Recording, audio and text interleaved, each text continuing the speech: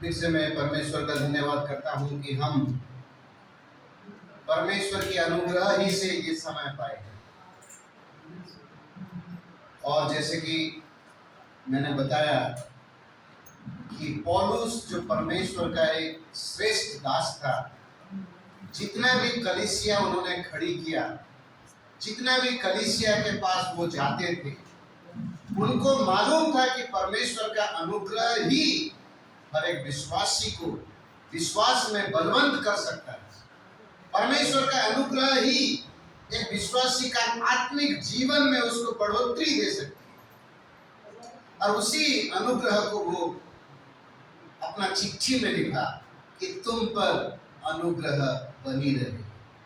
अनुग्रह के साथ और एक शब्द उन्होंने जोड़ा, अनुग्रह, पिता परमेश्वर का अनुग्रह और प्रभु यीशु मसीह का शांति। मैं शांति की ओर नहीं जाना चाहता हूँ, मैं अनुग्रह में ही सीमित रखना चाहता हूँ।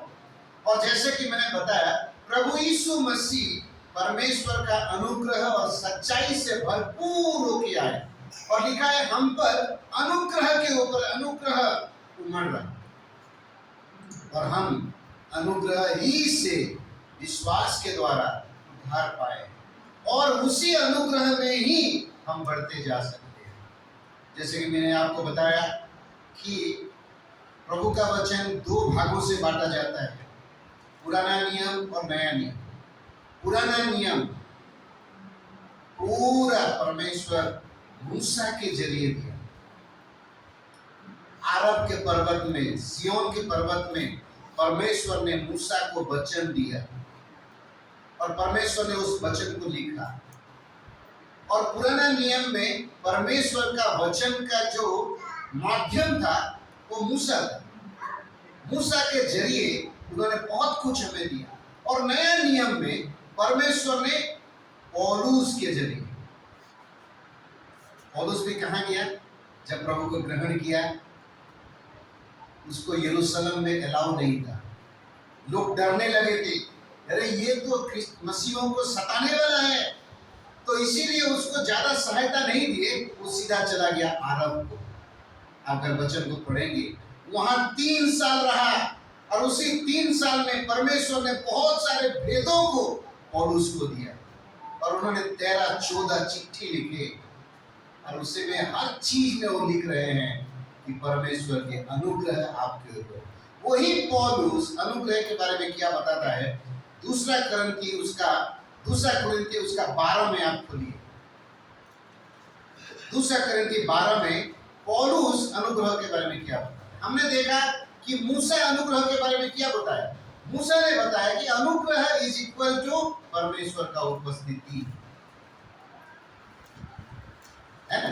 परमेश्वर का उपस्थिति, God's presence is God's grace.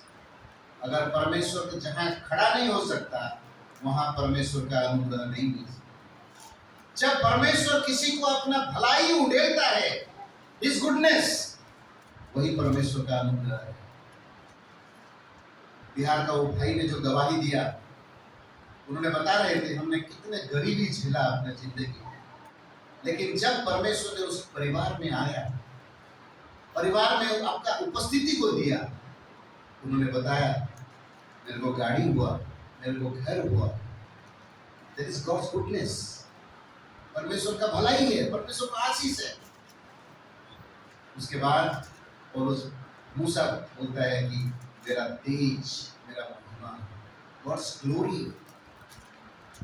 पौलुस नया नियम में क्या बताता है? देखिए, पहला दूसरा कुरिन्थी 12 का उसका 9 वचन पढ़ेंगे। हिंदी में कोई जल्दी पढ़े। पर उसने मुझसे कहा, मेरा अनुग्रह तेरे लिए बहुत है। मेरा अनुग्रह तेरे लिए काफी है, बहुत है। क्योंकि मेरी सामर्थ निर्बलता में सिद्ध होती है। मेरे सामर्थ निर्बलता में सिद्ध होता है। ये कौन सा परिस्थिति में पौलुस बता रहा है? पौलुस को एक बीमारी थी, पौलुस को एक बहुत बड़ा बीमारी थी। और बाइबल भी बताते हैं कि पौलुस को दिखने में दिक्कत होता था, आंख में दिक्कत।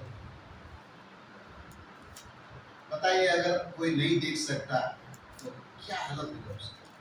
बहुत धुंधला सा शायद दिखता होगा उसे, कोई उसको लेके जाता होगा, तब उस समय पौलुस 3 बार परमेश्वर से प्रार्थना किया। लिखा गया है, मैं 3 बार प्रार्थना किया, प्रभु आप चिंता कीजिए, हम जब परेशानी में होते कैसे प्रार्थना करते हैं, तो पौलुस कैसा प्रार्थना नहीं किया होगा। लेकिन प्रभु ने उसको चंगाई नहीं दी। प्रभु अगर चंगाई नहीं देता है तो परमेश्वर का भी और एक उद्देश्य होता है। आज बहुत सारे लोग क्लेम करते हैं चंगाई होना ही है।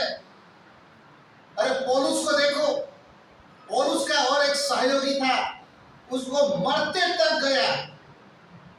मरते तक पौलुस देख रहा था क्या? उसको छू देता, उसको गिड़गिड़ाता परमेश्वर के सामने।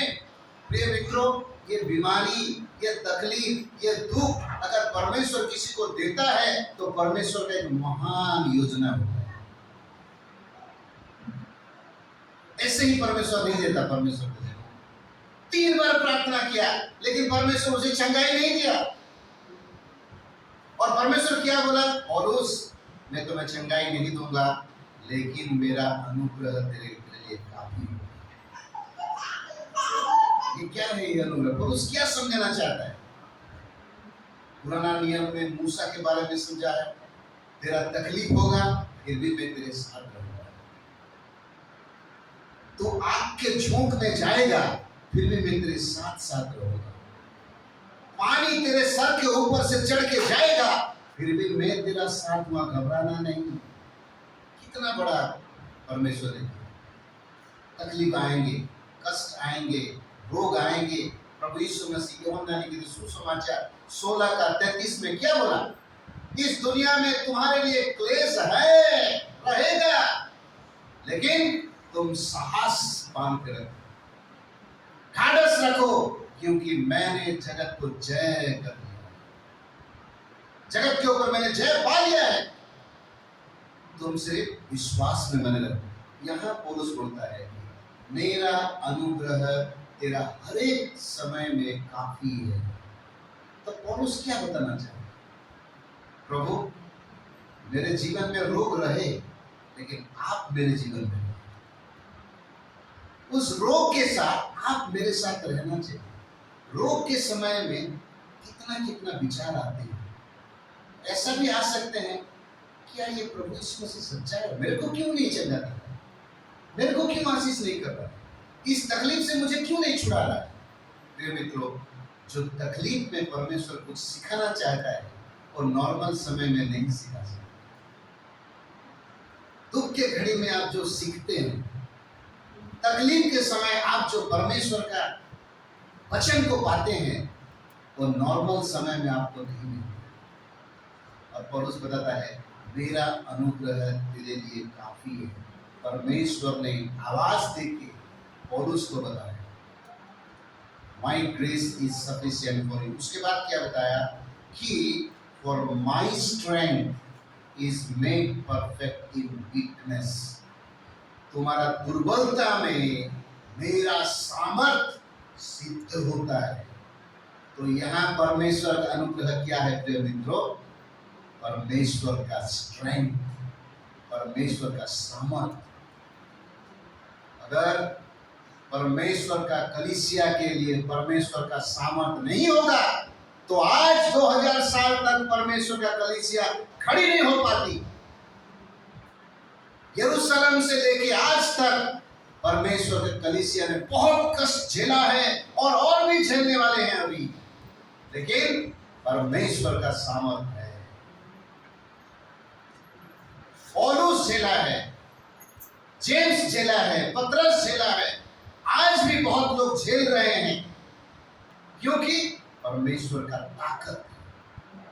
आप और मैं निर्बल हैं, हमारे पास उतना ताकत नहीं है, इसीलिए परमेश्वर ने उसका पवित्र आत्मा को हमें दिया। कभी कभी हम सोचते हैं कि कैसे हम ये समय में गुजर आए, इतना दुख में, इतना तकलीफ में, इतना कष्ट में कैसे हम चले आए। हमको पता नहीं चलता। क्यों पता नहीं चलता? परमेश्वर का सामर्थ हमारे ऊपर है। परमेश्वर का अनुग्रह इज इक्वल टू परमेश्वर का सामर्थ।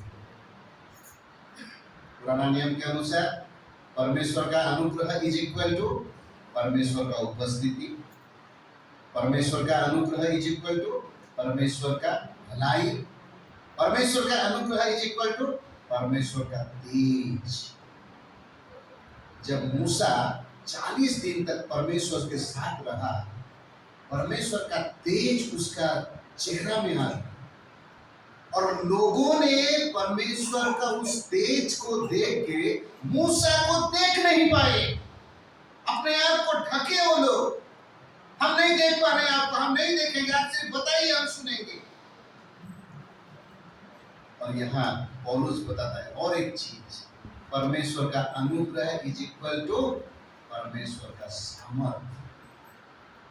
कौन सा सामर्थ्य है मित्रों? प्रभु यीशु मसीह मरे हुओं में से जी उठा। अपने जीवन काल में सेवकाई में 3 जनों को उन्होंने उठाया। एक 12 साल की लड़की को उठाया जो जस्ट मर गई थी। आज बहुत सारे जगह पे ऐसा गुड़ी गाड़ी होता है, विचक्राफ्ट होता है।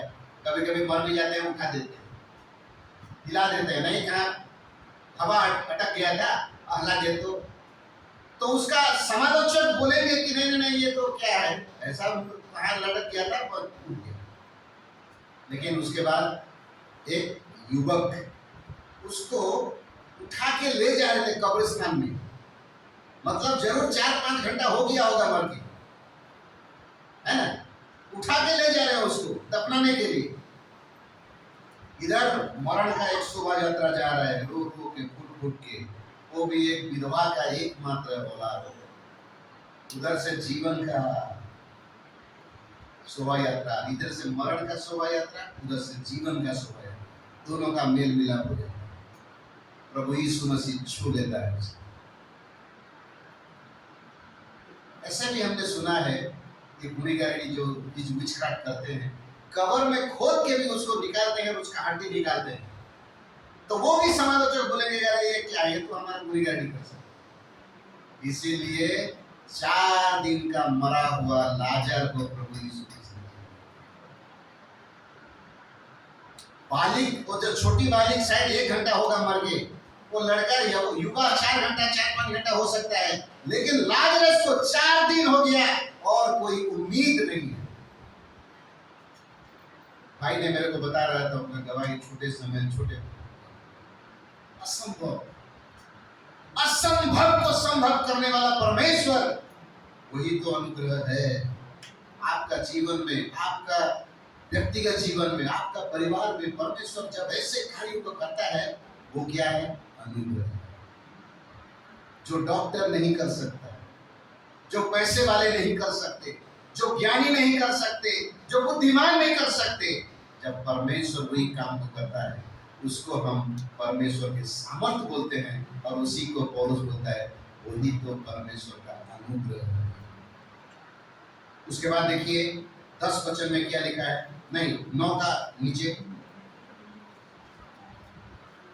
आनंद इसलिए मैं बड़े आनंद से अपनी निर्बलताओं पर घमंड करूंगा कि मसीह की सामर्थ मुझ पर छाया।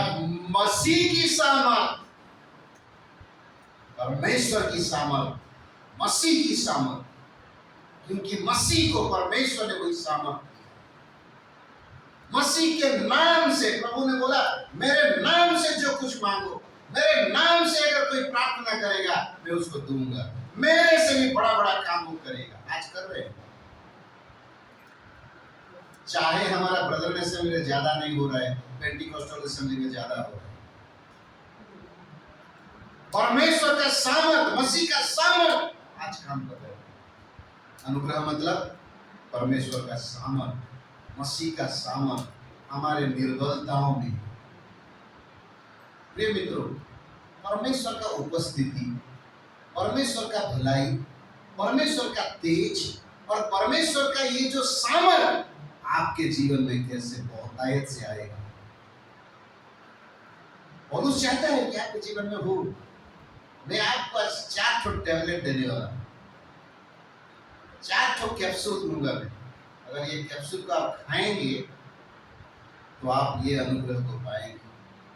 समय नहीं है इसलिए मैं हड़बड़ा के एक्सप्रेस ट्रेन जैसा जाना चाहता हूँ, मेरे साथ खोलिए याकूब का पत्री, उसका 4था अध्याय।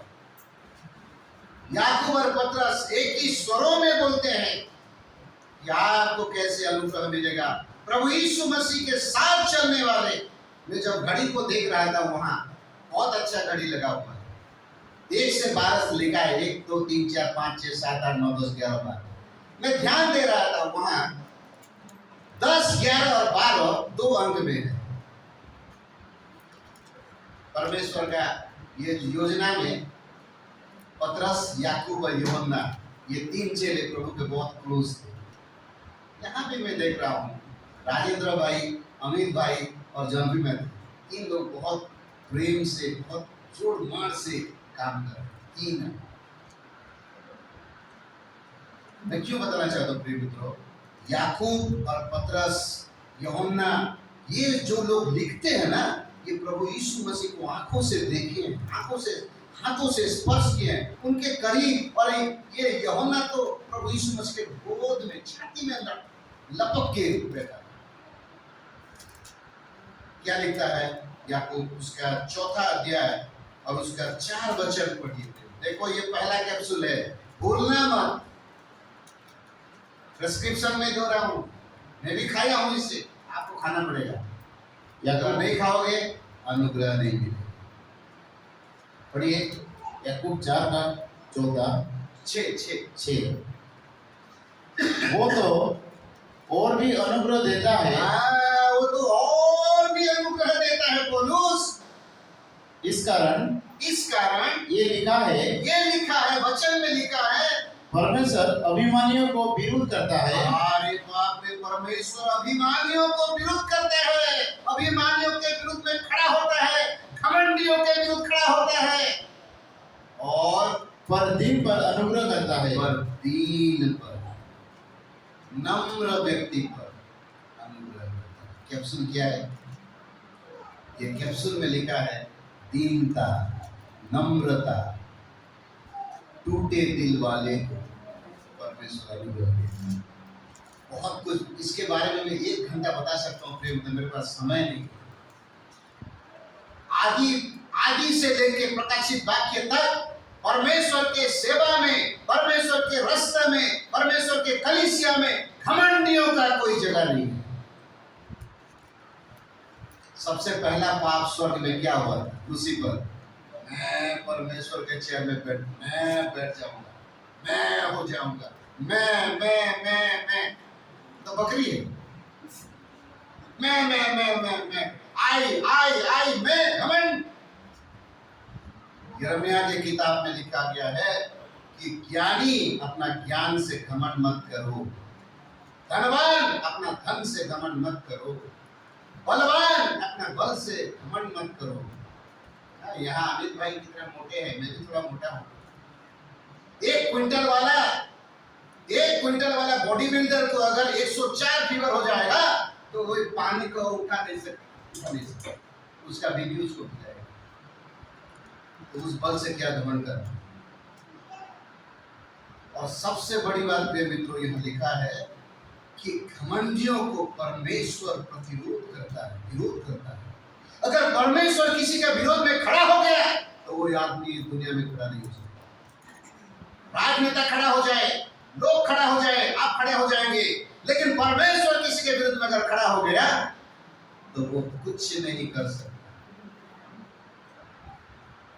इसलिए परमेश्वर घमंडियों को विरोध करता है। अगर ईसाई विश्वासी परमेश्वर का जन के जीवन में किसी भी घमंड आ जाए, सेवा का घमंड, आत्मिक जीवन का घमंड, मैं ऐसा कर दिया, मैं ऐसा कर दिया, मैं ऐसा हूं, मैं वैसा हूं, गया काम से, क्योंकि परमेश्वर उसका विरोध करेगा। लेकिन जो दीन है, नम्र है, कैप्सूल बहुत मुश्किल, अपने आप को दीन करना बहुत मुश्किल है। अपने आप को नम्र करना क्या है? मैं कुछ भी नहीं हूँ। कैसे नहीं हूँ भाई? मैं तो इतना बड़ा हूँ, मैं तो पढ़ा लिखा हूँ, मेरे पास तो पैसा है, गाड़ी है, घर है, मेरा सब कुछ है। हम घमंड करेंगे, हमारे जीवन में घमंड के लिए हर कुछ है। क्या प्रभु यीशु मसीह के पास घमंड करने के लिए कुछ नहीं था? स्वर्ग का परमेश्वर, आया तो आया एक गरीब परिवार में, मरियम के घर में। और कहाँ रहा फिर? कहाँ जन्म हुआ, कहाँ पैदा हुआ है? गौशाला में नहीं आंटी, उस समय गौशाला नहीं था है? वो लोग क्या, वो क्या था, एक लॉज था, वो अंतनिवास था। वहां लोग कहाँ आते थे? गधे में आते थे, घोड़े में आते थे, ऊंट में आते थे। और वो ऊंट सब वो लोग अंदर जाके कुटरी में रहते थे और अपना जो वाहन था उसको बाहर रखते थे। उसका मतलब क्या है? पार्किंग प्लेस, जहां हम गाड़ी रखते हैं, ग्रीस पड़ा रहता है वहां, गाड़ी उसको ग्रीस रहता है ना पार्किंग प्लेस में, साइकिल मोटरसाइकिल सब रखते हैं वहां। प्रभु यीशु मसीह को जगह नहीं करते। वो ईश्वर होते हुए भी अपने आप को ईश्वर का समान नहीं समझते। इसीलिए मसीही जीवन एक दीनता का जीवन, मसीही सेवा एक दीनता का जीवन, मसीही जीवन एक नम्रता का जीवन। क्योंकि हमारा मालिक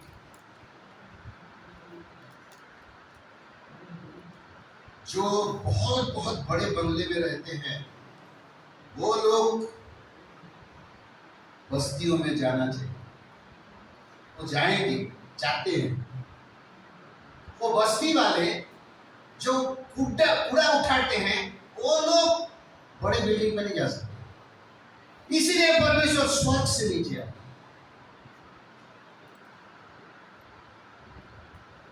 आज किसको परमेश्वर अनुग्रह देगा? जो अपने आप को दीन कर। पतरस में भी वही चीज लिखा है, देखिए पतरस 5 का 5, पतरस 5 का 5 पढ़िए।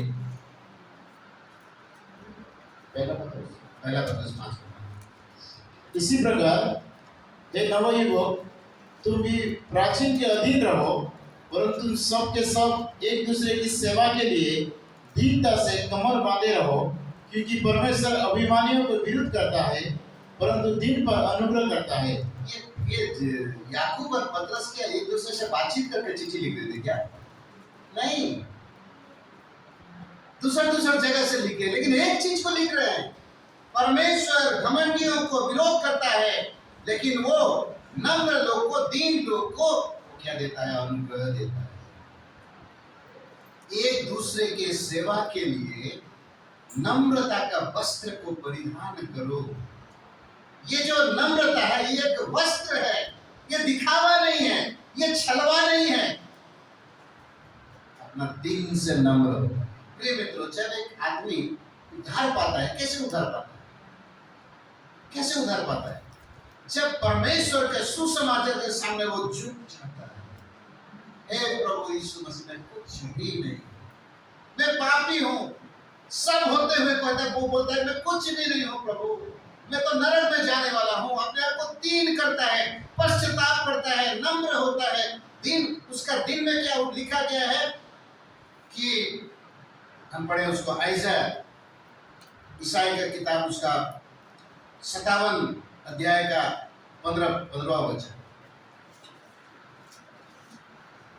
आइज़ाया 57 उसका 15 वचन क्या लिखा है वहां देखिए। क्योंकि जो महान और उत्तम और सदैव स्थिर रहता है और जिसका नाम पवित्र है, सदा ऊंचे में रहता है, वो ये कहता है, देखियो परमेश्वर का क्या क्या लिखा है।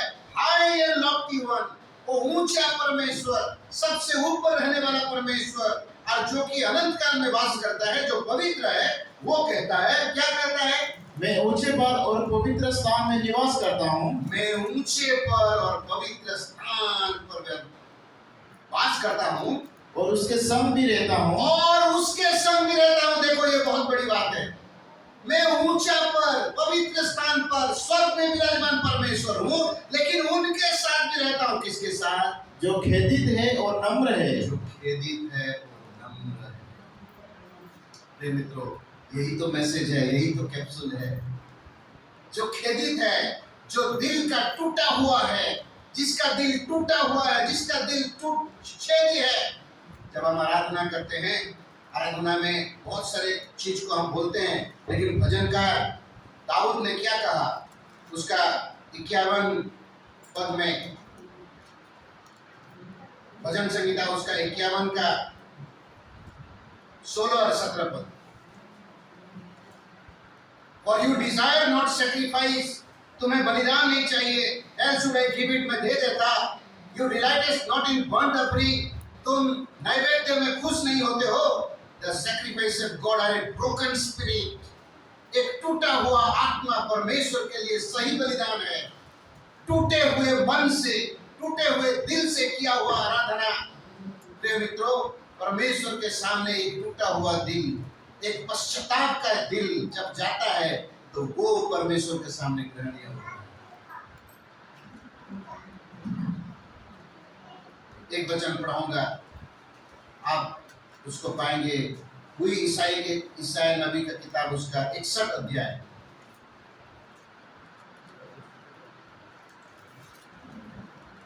इकसठ नहीं 66 उसका 1 और 2 को पढ़िए।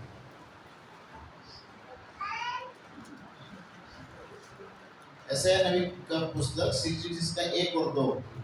यहोवा ये कहता है, आकाश मेरा सिंहासन और पृथ्वी मेरी चरण की चौकी है। आकाश मेरा सिंहासन, परमेश्वर सिंहासन में आकाश में स्वर्ग में बैठता है और उसका पांव कहाँ गिरता है? पृथ्वी। अंकल कल बता रहे थे, लोगों ने चंद्रयान में जाके एक आदमी को छोड़ दिया तो बहुत बड़े काम कर दिए वो। परमेश्वर स्वर्ग में बैठता है तो उसका पांव कहाँ रहता है? पांव का चौकी इस पृथ्वी। इतना बड़ा परमेश्वर जब पृथ्वी को देखता है ऐसे नीचे देखता है, वो क्या बोलते हैं? देखो, तुम मेरे लिए कैसा भवन बनाओगे? तुम मेरे लिए कैसा भवन बनाओगे? और मेरे विश्राम का कौन सा स्थान होगा? मेरा विश्राम का स्थान कहाँ होगा? कौन सा भवन में रहूंगा? कौन सा स्थान में मैं विश्राम करूंगा? फोटो में बहुत अच्छा बनाया है, लेकिन परमेश्वर, इतना बड़ा परमेश्वर यहाँ रहेगा क्या? नहीं। जो स्वर्ग में बैठता है तो पृथ्वी पर उसका चौकी, पांव का चौकी हो जाता है। मेरा विश्राम का स्थान क्या है? मेरा रहने का भवन क्या है? 2 वचन पढ़िए। यहोवा की ये वाणी है, यहोवा की ये वाणी है, ये सब वस्तुएं मेरे ही हाथों की बनाई हुई ये है। सब वस्तुएं मेरे हाथों के बनाए हुए हैं। ये फैन देखिए, ये सब परमेश्वर का जगत का बनाया हुआ चीजों से बनाया गया है। ये सब मेरे हाथों की रचना है। उसके बाद, इसीलिए ये सब मेरे ही है। ये सब मेरा ही है। परंतु परंतु परंतु परंतु परंतु मैं उसकी और दृष्टि करूंगा, एक मिनट, मैं उसकी और दृष्टि करूंगा जो दीन और खेदित मन का है। जो दीन और खेदित मन का है, वही तो मेरा भवन है। टूटे हुए दिल, वही मेरा भवन है। टूटे हुआ मन, दीनता के साथ जो रहता है, वही मैं विश्राम करता हूँ। उसके बाद पढ़िए, और मेरा वचन सुनकर थरथराते हो। मेरा वचन सुन के थरथराने वाला दीन आदमी है, नम्र आदमी है। परमेश्वर का वचन में जो थरथराते हैं। प्रिय मित्रों, बहुत सारे उदाहरण हैं, मैं आपको बता सकता हूँ। पुराने नियम में आहाब बोल के एक राजा था। आहाब सबसे दुष्ट राजा था, भयंकर राजा था, और उसका पत्नी उसका दुष्टता को और बढ़ावा देती थी। अगर वो कुछ ब्लैक बिजनेस करेगा तो उसके स्त्री उसको मदद करेगा। आदमी दुष्ट है, अगर औरत भी दुष्ट हो गया तो दुष्टता कितना बड़ा हो जाए। ऐसा आदमी जब परमेश्वर का वचन सुना, समय नहीं है आपको दिखाने के लिए, लेकिन वो आप पढ़ सकते हैं, पुराना नियम में है। वो पहला राजावली उसका 21 अध्याय में, जब परमेश्वर का वचन सुना वो थरथराया, अपना कपड़ा फाड़ा और उन्होंने वो जो बोरी बस्ता को पहना, अपने ऊपर वो जो खार को लगाया, मतलब पश्चाताप किया। तब परमेश्वर ने एलिय्याह को बोला, देख आहाब कैसे अपने आप को नम्र किया। दुष्टों की मरणों में परमेश्वर प्रसन्न नहीं होता। यही है हमारा परमेश्वर का खासियत, यही है हमारा परमेश्वर का प्रेम का ताकत। दुष्ट को भी प्रेम करते हैं, उसका मरण में परमेश्वर खुश नहीं होते, लेकिन ये चाहते हैं कि वो दुष्ट अपने दुष्टता से फेरे। नम्र हो जाए, दीन हो जाए, टूटे दिल वाले बन जाए, ताकि वो परमेश्वर का भवन बन जाए, परमेश्वर का विश्राम का स्थान बन जाए। जब आहाब ने अपना वस्त्र को फाड़ा, कौन सा वस्त्र? राजकीय वस्त्र को फाड़ दिया, और उन्होंने वो जो वस्त्र, जो क्या बोलते हैं हम, वो जो मतलब हम चावल लाते हैं बोरी में, बोरी को पहना, और जो पाउस है, क्या बोलते हैं हिंदी में उसको, एस है, उसको लगाया। तब परमेश्वर ने जाना कि ये अपना को दीन किया। परमेश्वर ने बोला, मैं उसको दंड नहीं दूंगा, उसका समय में, उसका जिंदगी भर, उसका आने वाले पीढ़ी को दूंगा, लेकिन उसका जिंदगी भर उसको मैं दंड नहीं दूंगा। मैं किया ही उसे बता रहा हूं प्रिय मित्रों, यही है अनुग्रह। अगर एक आदमी जितना बड़ा पापी हो, जितना बड़ा दुष्ट हो, जितना बड़ा इस दुनिया का बहुत खराब आदमी हो, औरत हो, जब अगर प्रभु यीशु मसीह के क्रूस के सामने अपने आप को टूटा दिल महसूस करता है, अपना दिल को तोड़ता है, अपना मन को पश्चाताप करता है, परमेश्वर उसे प्रसन्न होता है और परमेश्वर उसे अपना अनुग्रह देता है। अनुग्रह के द्वारा विश्वासी से उसको उद्धार मिलता है, उसका जीवन में परमेश्वर का उपस्थिति आता है, उसका जीवन में परमेश्वर का भलाई आता है, उसका जीवन में परमेश्वर का तेज आता है, और उसका जीवन में परमेश्वर का सामर्थ काम करना शुरू करता है। तो इसीलिए प्रभु यीशु मसीह ने कहा, अगर कोई अपने आप को नीचा करे तो मैं उसे ऊंचा उठाऊंगा। अगर कोई अपने आप को ऊंचा उठाए तो मैं उसे नीचा करूंगा। पहला कैप्सूल, ह्यूमिलिटी, दीनता, नम्रता, परमेश्वर का वचन के द्वारा थरथराना। मेरा समय खत्म हो रहा है, मैं कैसे आप लोगों को और 3 कैप्सूल दूं? थैंक यू 15 मिनट में 3 कैप्सूल देना है, मैं जरूर दूंगा। लेकिन प्रिय मित्रों, ये जो नम्रता है, ये जो दीनता है, ये हमारा सौंदर्य है। मसीही जीवन का ये सुंदरता है, मसीही जीवन का ये ताकत है। जब हम अपने आप को दीन बनाते हैं, नम्र करते हैं, और बहुत सारे बातें बोलना है इसके बारे में नहीं बताऊंगा, मैं आपको दूसरा कैप्सूल केवल दे रहा हूं। इब्रानी के पुस्तक, आइए, इब्रानी के पुस्तक उसका 4था अध्याय।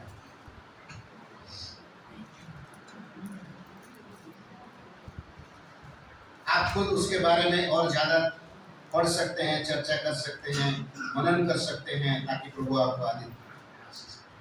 बहुत बड़ा चीज है नम्रता, दीनता, मसीह जीवन में, सेवा में, सब कुछ। दूसरा कैप्सूल, इब्रानी के पुस्तक उसका 4था अध्याय और उसका 16 वचन। इसीलिए आओ हम अनुग्रह के सिंहासन के निकट यहाँ बांध कर चले कि हम पर दया हो और वो अनुग्रह पाए जो आवश्यकता के समय हमारी सहायता करे। यहाँ क्या लिखा है? आवश्यकता के अनुसार अनुग्रह। पहली बार अनुग्रह मिला, ग्रेस इन जनरल, हर घड़ी में अनुग्रह, लेकिन यहाँ लिखा है आवश्यक के अनुसार अनुग्रह। प्रिय मित्रों, हर एक मसीही जीवन में, हर एक मसीही सेवा में आवश्यक के अनुसार अनुग्रह। जॉन मती अंकल बहुत कुछ बता सकते हैं, इस घर बनाने के लिए कब कितना पैसा मिला, कहाँ मिला, जरूरत था कैसा मिला, कहाँ से आया, जरूरत के अनुसार अनुग्रह कैसा मिला।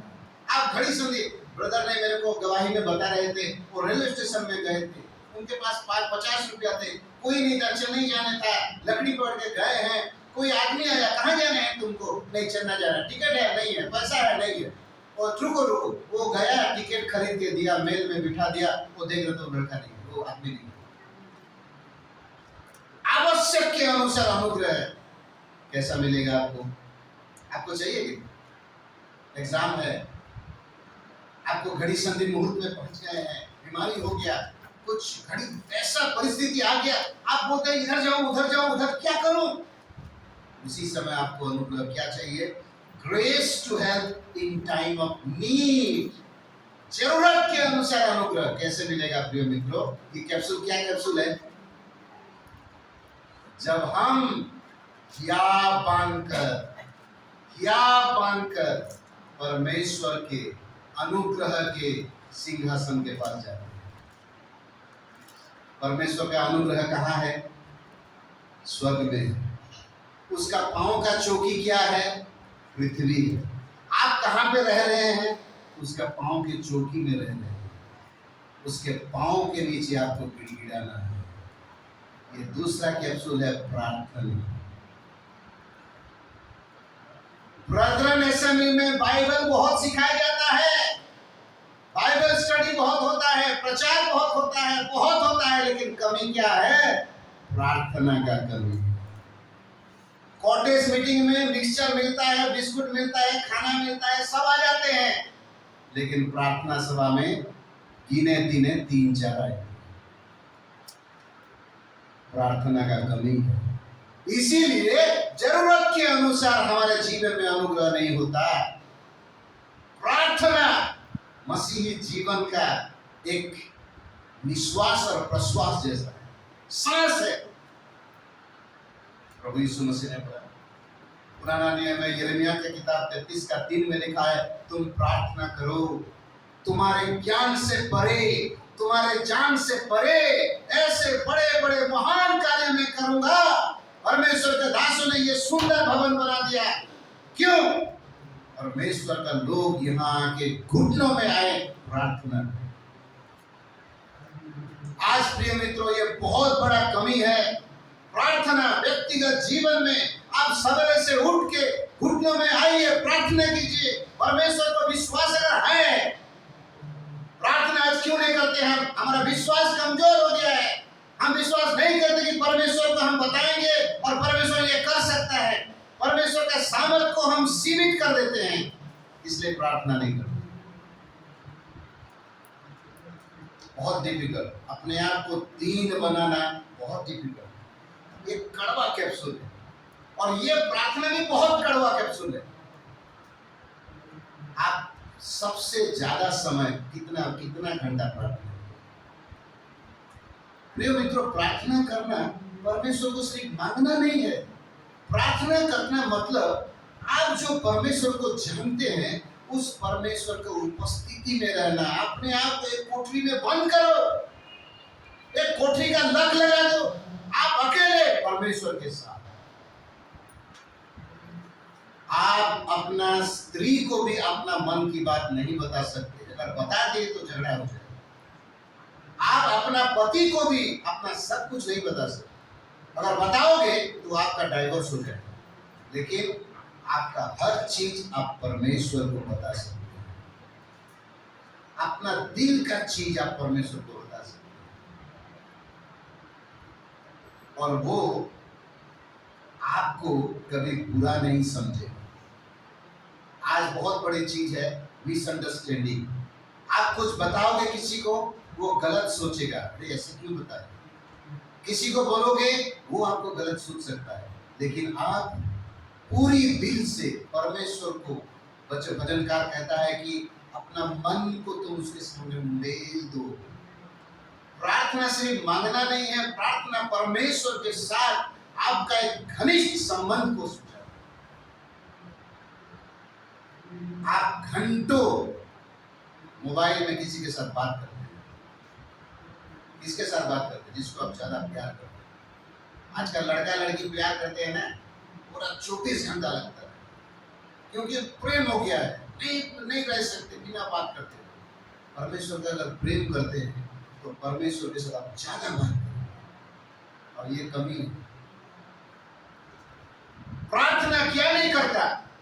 हम जानते हैं प्रेयर इज पावर, हम जानते हैं नो प्रेयर नो पावर, हम जानते हैं मोर प्रेयर मोर पावर, लेकिन हम करते हैं नहीं, करते नहीं है। शैतान करने नहीं देता है। शैतान आपको वचन पढ़ने देगा, शैतान आपको बाइबल स्टडी जाने के लिए देगा, लेकिन घुटनों में प्रार्थना करने के नहीं देगा। शैतान जानता है कि अगर मसीह के लोग घुटनों में प्रार्थना करेंगे तो शैतान हारेगा। एक छोटा सा उदाहरण बताता हूं। आपका जीवन में कुछ बीमार आ गया, कुछ तकलीफ आ गया, आप प्रार्थना करते हैं, प्रभु तकलीफ दूर करो, प्रभु तकलीफ दूर करो। ये सही प्रार्थना नहीं है, क्योंकि परमेश्वर ने आपके जीवन में एक काम किया है और आप परमेश्वर को और काम करो बोल रहे हैं। कुछ तकलीफ दिया, कुछ कष्ट दिया, क्यों दिया उसको समझो। परमेश्वर कुछ दिया है, परमेश्वर कुछ काम किया है, अब तुमको काम करना है। जब तुम परमेश्वर के पास प्रार्थना में जाते हो, पश्चाताप करो, समझो ये क्यों आया मेरे जीवन में। परमेश्वर जिम्मेदार नहीं है, मैं जिम्मेदार हूं, मैं जिम्मेदार हूं। मेरे जीवन में परमेश्वर बहुत कुछ देते हैं। हर एक आदमी आयुब के जैसा नहीं होते प्रियो, मैं तो नहीं हूं आयुब के जैसा सिद्ध आदमी, पवित्र आदमी। उसको परमेश्वर ने सिद्ध करने के लिए बहुत सारे कष्ट दिए, तकलीफ दिए, लेकिन मैं नहीं बोल सकता अपने आप को आयुब। मेरे पापों के कारण, मेरे दुर्बलता के कारण, मेरे परमेश्वर का अनाज्ञाबद्धता के कारण मेरे जीवन में बहुत कुछ आता है। तो परमेश्वर ने ये काम किया है, मेरे को काम करना है। क्या करना है? पश्चाताप करना है। क्या करना है? परमेश्वर को भेजना है। प्रार्थना में परमेश्वर के जाके रोना है, गिड़गिड़ाना है, परिवार के लिए, कलीसिया के लिए, औरों के लिए, सुसमाचार के लिए। प्रिय मित्रों, प्रभु का एक जन ने कहा, जब हम काम करते हैं, हम काम करते हैं, लेकिन जब हम प्रार्थना करते हैं, परमेश्वर काम करते हैं। When we work, we work. When we pray, God works. क्या परमेश्वर का सामर्थ्य अपने जीवन में, अपना परिवार में, अपने कलीसिया में, अपना एरिया में करना चाहते तो आपको प्रार्थना करना पड़ेगा। परिवार में प्रार्थना का वेदी रखना पड़ेगा। कलीसिया में प्रार्थना का एक वेदी निर्माण करना पड़ेगा। प्रिय मित्रों, हम जितना प्रार्थना करेंगे हमारा विश्वास दिखाएगा वो। और आज हमारा बहुत सारे कलीसिया में प्रार्थना का अभाव है। प्रभु के दास ने बताया कि किसी कलीसिया में ऐसा अनाउंस किया जाता है कि हमारा प्रार्थना मीटिंग के लिए प्रार्थना करो। अरे ये कैसा बात है? प्रार्थना मीटिंग तो होना है ताकि क्योंकि प्रार्थना मीटिंग लोग नहीं आते, वहां चाय बिस्किट नहीं मिलता, मटन चिकन बिरयानी भी नहीं मिलता, घुटनों में आना है, प्रार्थना करना है, इंटरेस्ट नहीं। दो आदमी प्रार्थना करने गए, एक फरीसी और एक कलंक।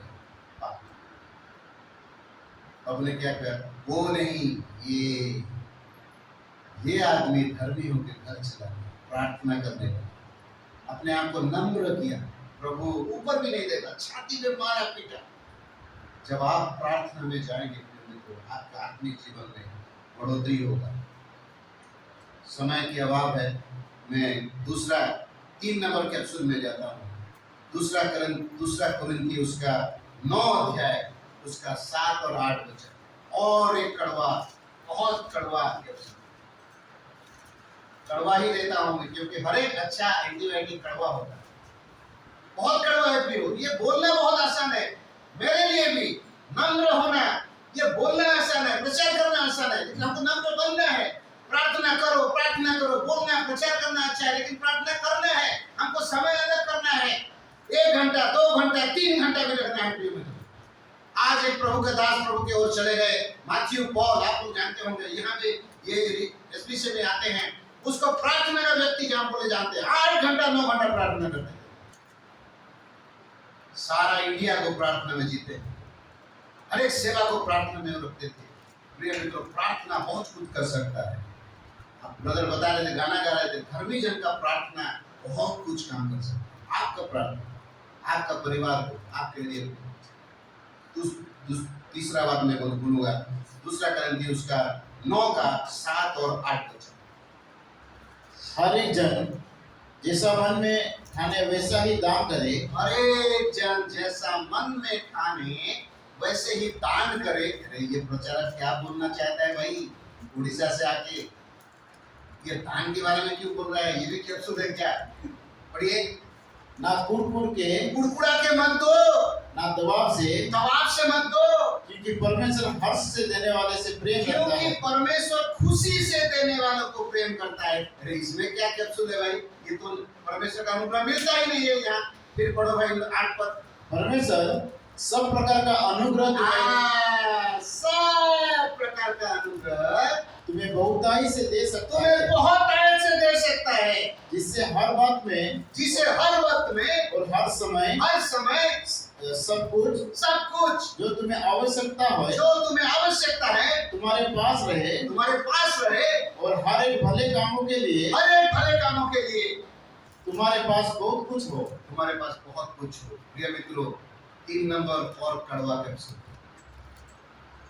हम गाना गाते हैं, जैसे ताली मारते हैं, बहुत कुछ करते हैं, लेकिन हमारा हाथ पॉकेट में नहीं जाता, हमारा हाथ पर्स में नहीं जाता। कभी कभी कोई जो बोलते हैं, अरे परमेश्वर का क्या जरूरत है, वो तो सब कुछ है, उसको क्या देना है, सिर्फ मुंह से धन्यवाद दे। पुराना नियम में लिखा है मिनिमम आपको 10 देना है, मिनिमम। नया नियम में लिखा नहीं। इसलिए मैं सोचता हूं मिनिमम 10% वो परमेश्वर का है, आपका नहीं है। अगर आप उस 10% को देखते हैं, आप चोर हैं।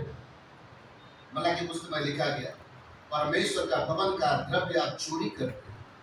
मैं जब 10 को देना चाहता हूं, प्रिय मित्रों, में नहीं बोलता कि मैं दे रहा हूं, तो परमेश्वर का है, मैं नहीं दे रहा हूं, ये अलग है, ये प्रभु का है। ये ब्रदर, ये मैं नहीं दे रहा हूं, ये प्रभु का है, ये तुम लोग कि इसके लिए है, मैं नहीं दे रहा हूं। मेरा क्या है, 90% मेरा है। जब 90% से आप कुछ देते हैं, तो आप बोल रहे हैं कि मैं कुछ देना चाहता हूं। 10% दोगे तो आप नहीं दे रहे, ये तो प्रभु का भाग है, अलग है। कुड़कुड़ा के नहीं, दबाव से नहीं, खुशी मन से। प्रिय मित्रों, जो दान नहीं देता वो परमेश्वर का दान प्रभु यीशु मसीह को नहीं पहचाना। परमेश्वर ने प्रेम किया, दिया, प्रभु यीशु मसीह को दिया, एकलौता पुत्र को दिया। अगर आप विश्वासी हैं और अगर दान नहीं देना जानते हैं, तो आप प्रभु यीशु मसीह का प्रेम को नहीं पहचाने। मैंने बताया, नम्र होने के लिए परमेश्वर अनुग्रह देता है। मूल्य लिखा है He gives grace, लेकिन उसके बाद प्रार्थना के बारे में क्या लिखा है? It is a grace in time of need, जरूरत के अनुसार अनुग्रह मिलता है। जब आप दान देते हैं, क्या लिखा है? सब प्रकार का अनुग्रह। Did you get the difference? वचन में है, प्रिय मित्रों, मैं खुद का नहीं बोल रहा हूं। हर प्रकार का अनुग्रह है। अगर कोई मसीही गरीब है, कोई मसीही का कोई आशीर्वाद का कमी है, इसका मतलब है कि वो परमेश्वर को दान नहीं देता। जॉन पी मैथ्यू अंकल को मैं बता रहा हूं, केरल के लोगों दान देते हैं और धनवान होते जाते हैं। हम लोग नहीं देते, गरीबी में जा रहे हैं। केरल आज क्यों धनवान है? तमिलनाडु और बहुत सारे लोग देते हैं और लोग धनवान हैं, क्योंकि परमेश्वर का वचन का वो प्रमाण है। प्रभु यीशु मसीह ने बोला, लेने से अच्छा देना अच्छा, क्योंकि परमेश्वर ने दिया, प्रभु यीशु मसीह ने दिया। अगर उसका प्रेम को हम पहचाने हैं, तो हमको क्या करना चाहिए? क्या करना चाहिए? देना चाहिए। प्रिय मित्रों, आप परमेश्वर को अपना लाखों करोड़ों देने से भी परमेश्वर उसमें खुश नहीं होता, लेकिन आप खुशी से, दिल से, क्योंकि परमेश्वर का वचन में लिखा है, भवन में जाके लोग दान दे रहे थे, प्रभु यीशु मसीह देख रहा है। बड़े बड़े आदमी बड़े बड़े पैसे लेके गए। उस समय क्या होता था, एक बड़ा बड़ा हंडा, पीतल का हंडा होता था, और उसमें ऐसा सीन होके वहां डालना पड़ता था। तो ये बड़े बड़े आदमी ऐसे ऐसे चल के जाते थे, और इतना पैसा, उस समय तो पैसा था, तो लोग डालते थे, छन छन छन छन छन छन छन छन छन छन करके पड़ता था।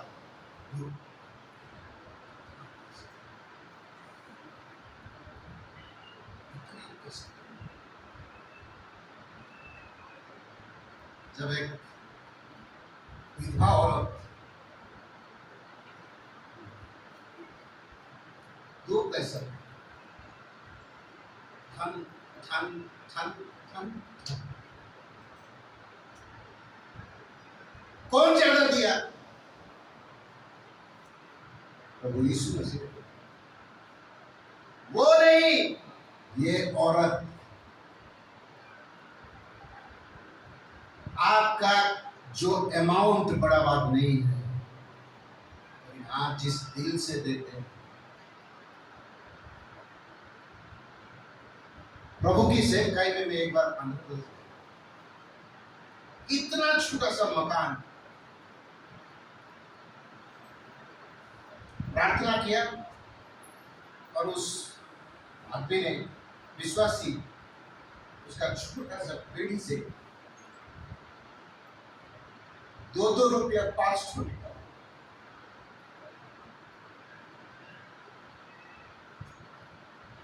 मेरे रिकॉर्ड में मैं रेड इंक में लिखा हूं,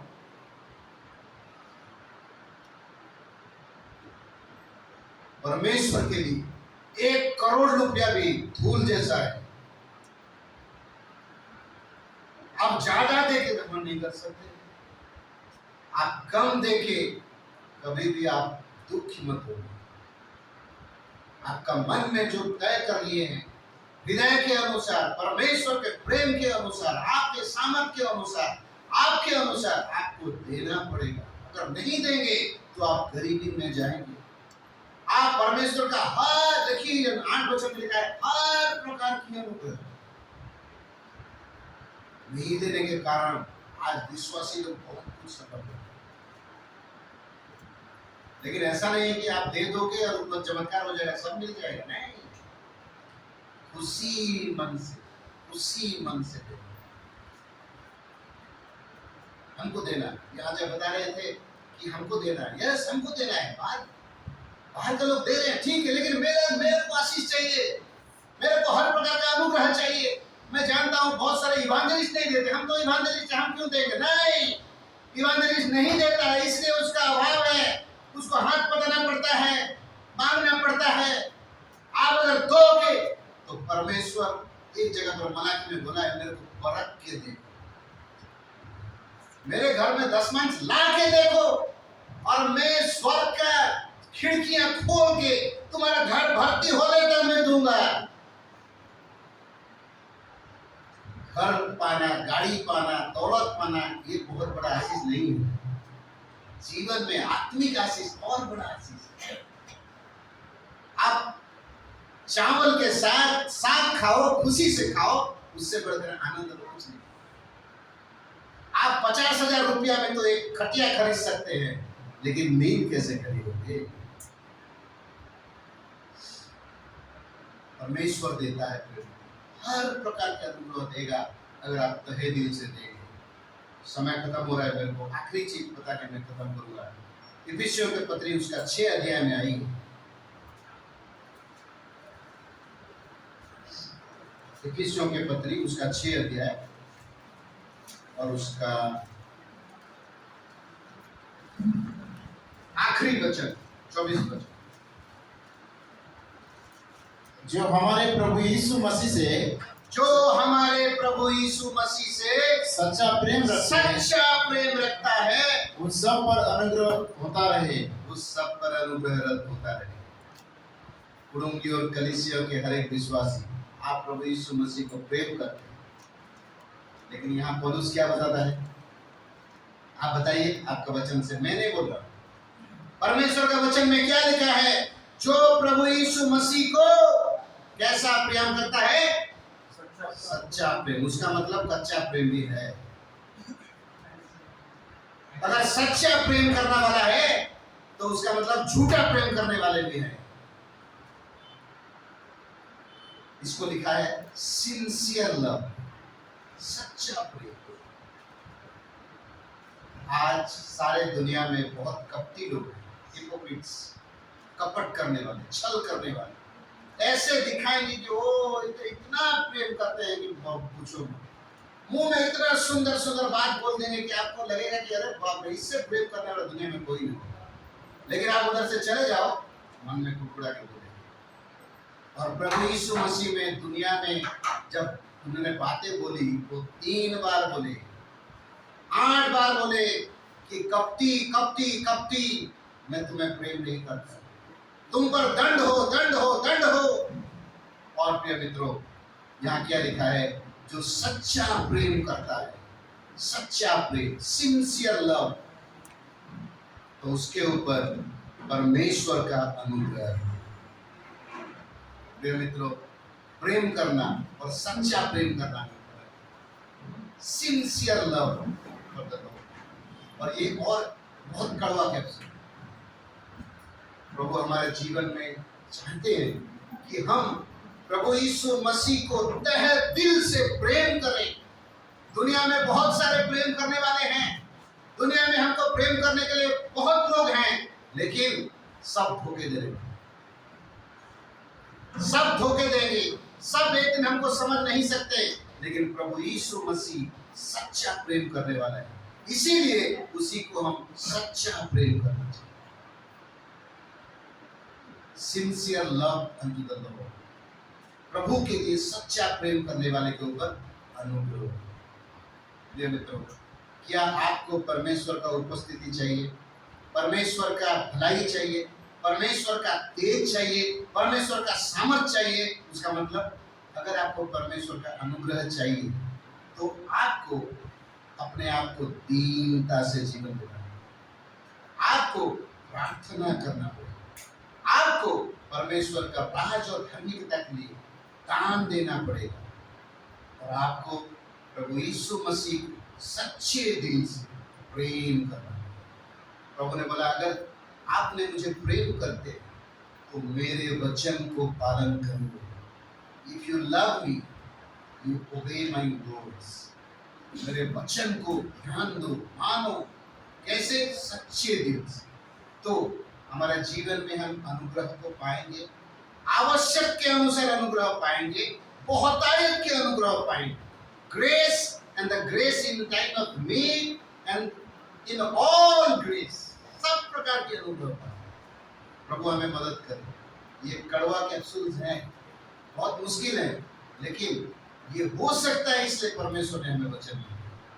प्रभु हमें अनुग्रह दे ताकि हम अपने आप को दीन करें और प्रार्थना करें, और उसकी सेवा के लिए हम कुछ दिए, कुछ सैक्रिफाइस करें, कुछ दिए। और ये सब करने में प्रभु यीशु मसीह का सच्चा प्रेम हमें दिखाई दे, ताकि हमारे जीवन में बहुतायत का अनुग्रह हो। हम जीवन में, व्यक्तिगत जीवन में, परिवार में और कलीसिया में, सेवा में प्रभु की अनुग्रह में बढ़ते जाए। प्रभु हमें इन वचनों के द्वारा